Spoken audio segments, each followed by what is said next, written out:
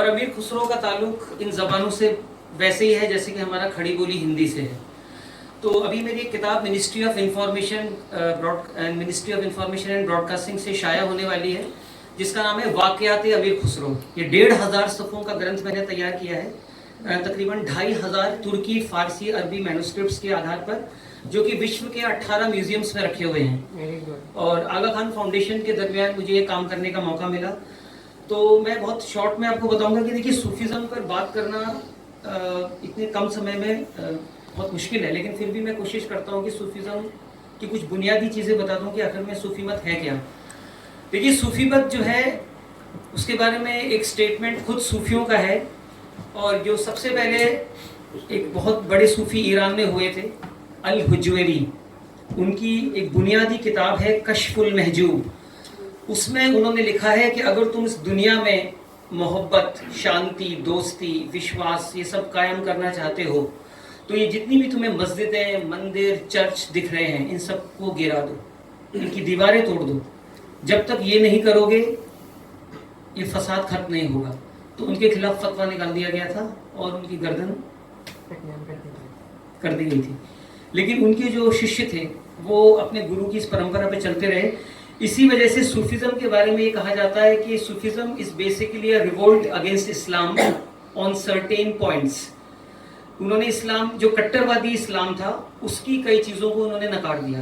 जैसे संगीत को इन्होंने कहा कि संगीत तो परमात्मा और आत्मा का एक मिलन है, और संगीत के जरिए ही आप ईश्वर की प्राप्ति कर सकते हैं।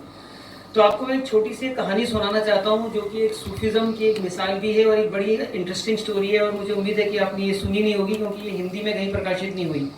और ये मैं जब अलीगढ़ मुस्लिम यूनिवर्सिटी में था, तो वहाँ जब हम पर्शियन मैन्युस्क्रिप्ट्स पे काम कर रहे थे, तो वहाँ एक फ़ारसी के तस्करे में मुझे ये मिली। अब तस्करा मैं बता देता हूँ क्या होता है। बेसिकली जो फ़ारसी के जो पोइट्स हुए हैं, जब उनकी पोइट्री का जो कलेक्शन निकाला जाता था, केशव जी, तो उसको वो तस्करा बोलते थे, जिसमें उनकी बायोग्राफी होती थी और उनका कलेक्शन होता था। तो ये टाइटल है, नादिर शाह ने दिल्ली में कत्ले आम से बचाया, नादिर शाह के दिल्ली में कत्ले आम से बचाया अमीर खुसरो की एक फारसी गजल ने।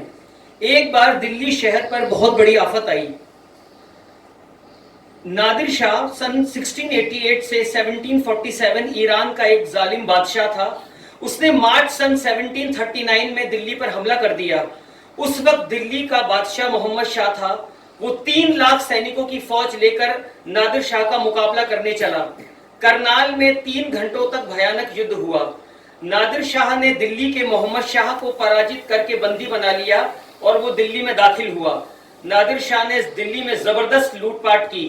दिल्ली के आम लोगों को यह पसंद नहीं आया कि कोई बाहर का दूसरा सुल्तान यहाँ आकर लूटपाट कर रहा है। इस बीच एक अफवाह फैल गई कि नादिर शाह युद्ध में मारा गया है। इस मौके का फायदा उठाते हुए दिल्ली के कुछ लोगों ने ईरानी नादिर शाह के फौजियों को मारना शुरू कर दिया और बहुत सैनिक मारे गए। कहा जाता है कि करीब 900 सैनिकों को कत्लेआम कर दिया गया। यह बात नादिर शाह के लिए नाकाबिले बर्दाश्त हुई।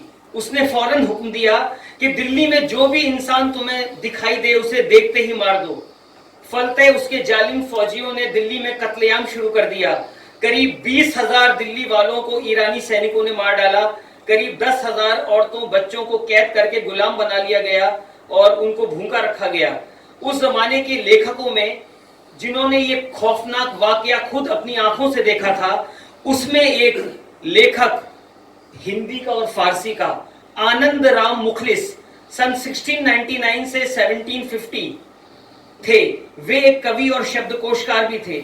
उनकी किताब बदाए वाक़े 3 भागों में विभाजित है और आज भी ये इंडिया ऑफिस लाइब्रेरी लंदन में रखी है। पहले भाग में नादिर शाह के भारत पे हमले का जिक्र है। दिल्ली में नादिर शाह द्वारा किए गए कत्लेआम का आंखों देखा हाल है। इस किताब की एक और पांडुलिपि नेशनल म्यूजियम कराची पाकिस्तान में है। दिल्ली में नादिर शाह के कत्लेआम के बारे में आनंद राम मुखलिस ने साफ लिखा है कि दिल्ली के हर मोहल्ले में लाशें ही लाशें पड़ी हुई थीं। मर्द, औरतें, बच्चे, सबका कत्लेआम हुआ। बादशाह दिल्ली मोहम्मद शाह तो उस वक्त लाचार और कैदी था। खुद नादिर शाह की फौजों और दिल्ली के लोग परेशान थे कि आखिर ये कत्लेआम रुके तो रुके कैसे।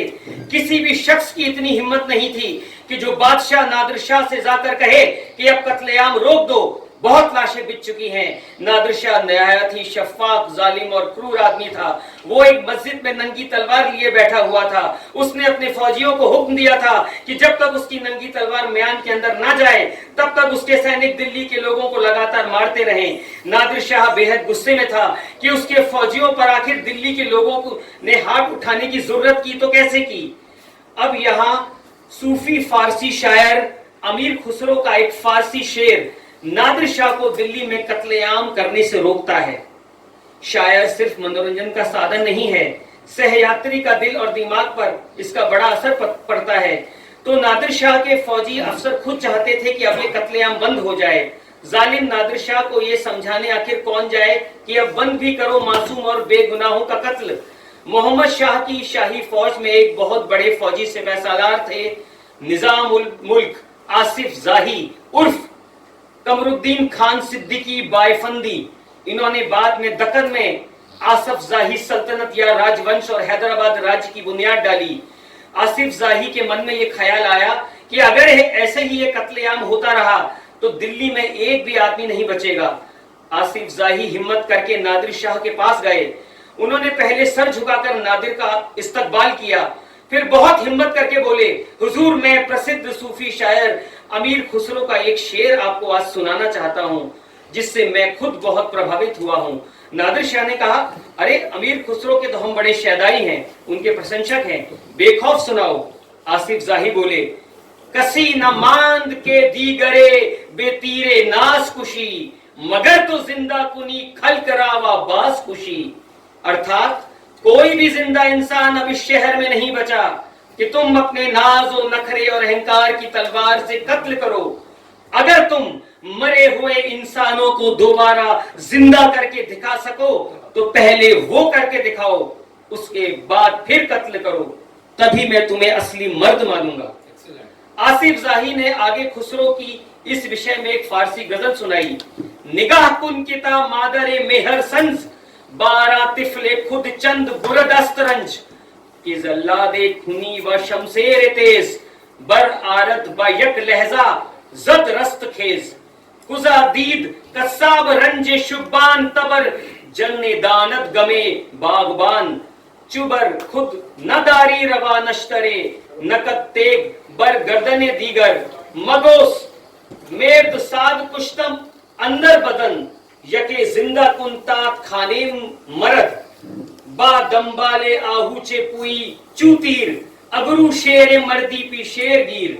अर्थात जरा सोचो कि मोहब्बत की मारी इस माँ ने उस मासूम और नादान बच्चे के लिए क्या दुख न झेला होगा जिसे खूनी जल्लाद अपनी प्यासी तलवार के एक ही वार में मार देता है।